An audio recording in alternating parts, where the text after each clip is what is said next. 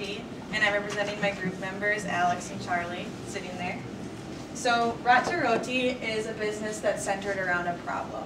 And to explain that problem, I'm going to tell a story. It starts with a character named Sunil.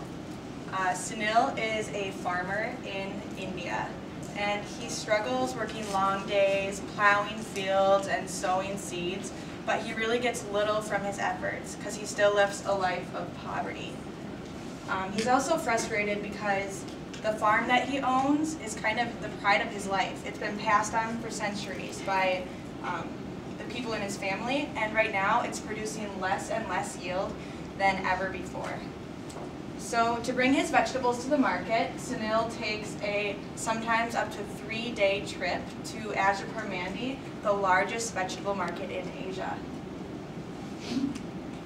This market is impressive in size, and the dynamics of it are amazing.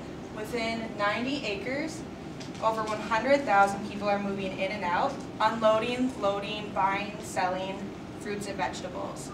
But Sunil is still frustrated because 40% of the vegetables that he brings to the market are wasted. And examples of this can be seen around the market in the forms of enormous piles of waste. Now the waste is atrocious. There's trucks driving through it and cows laying in it. And you can't see this from the picture, but it also smells really bad. I don't think the cow cares. But if you can imagine 125 tons of waste in this market produced on a daily basis, I know it's hard to imagine, but if you can just imagine in your head 10 semi-trucks full of waste, loaded and taken to the Gajipur landfill, where 10,000 meters cubed of methane is emitted on a daily basis. Now, methane is a very potent greenhouse gas, and like I said, just that amount of fruit and vegetables is emitting this really potent greenhouse gas into the atmosphere. But the waste problem affects more than just the farmers. It also affects the people of the Shalimar slum, which is a community of 400 families that neighbors the Rot2Roti market. So in the slum, I'll introduce you to a character, Rajiv. Rajiv is a man who goes out and looks for work every single day. Some days he finds work, some days he doesn't, but either way, on the days that he does find work, which are his lucky days, he only makes $1 to $2 a day. So he's confronted with a decision, and that decision is, does he want to have food for his family, or does he want to have fuel to cook that food with? Well, he only makes about $400 a year, but of that he spends a quarter on cooking fuel. So now I've explained the problem to you in a story about both Rajiv and Sunil. So now we'll explain our solution. Rot2Roti's solution is in the form of a biodigester. And not a lot of you probably know what a biodigester is, but it's a large container that you can put rotting waste into, and when you load it in, you wait 40 days, and through that time, gas is continually being made, and we'll collect it and compress it into small cylinders. Now those cylinders we can use for cooking fuel and sell it to people in the slum.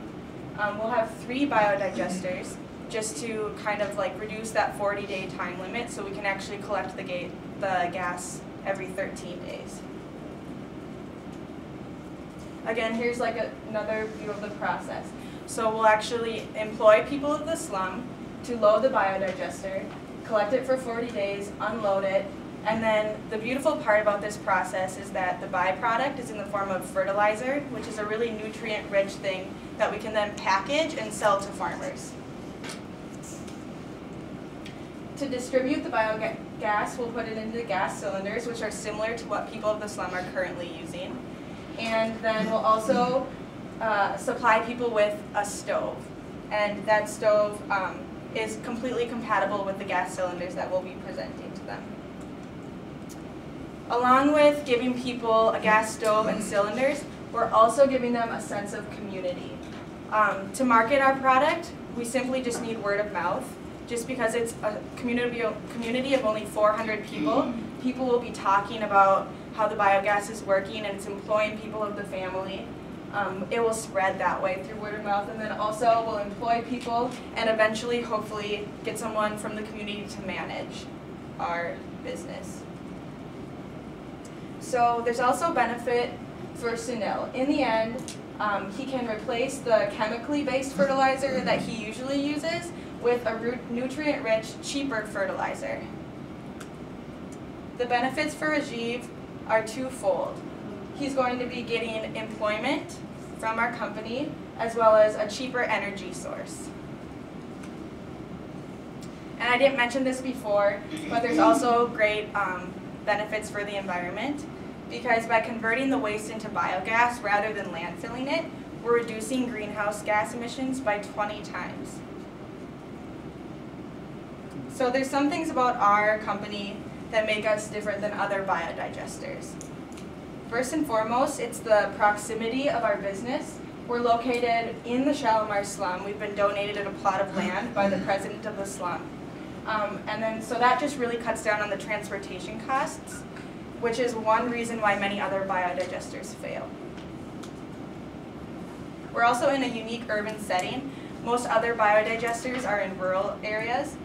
So this gives us like a really large customer base as well as a local available labor force.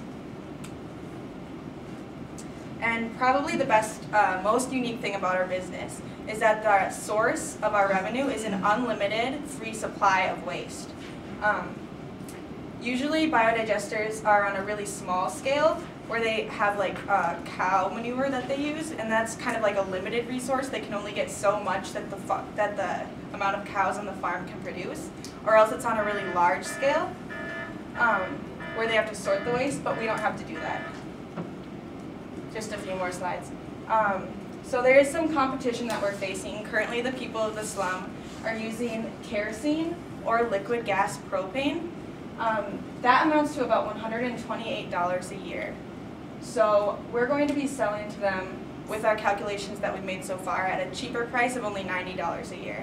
Now that difference doesn't seem like much, but when you think about that they're only making $1 to $2 a day, that's about a month's income. So next steps for our project. Now after taking this class, we're thinking about doing a survey of the people both in the slum and people that buy fertilizer, just to see what they really want. Also make relationships with NGOs, and then hopefully travel to India and meet our Terry team, which is a team that's helped us make a lot of the research that we've done on the project right now, and they're pictured right here. And then finally making a pilot run to do technical experiments. So the last thing that's great about our model is that hopefully this one spot at Ajapur isn't the end of the road. In India, which is a perfect spot for doing a biodigester project, there are 27,000 markets that we can replicate this model to. Also, there's currently 3 million biodigesters in India, which just shows that it's a tried and true technology. And also, in India right now, there's a green fertilizer initiative to really move from that chemically based urea to nutrient-rich fertilizer. So with that, I'll open up to questions.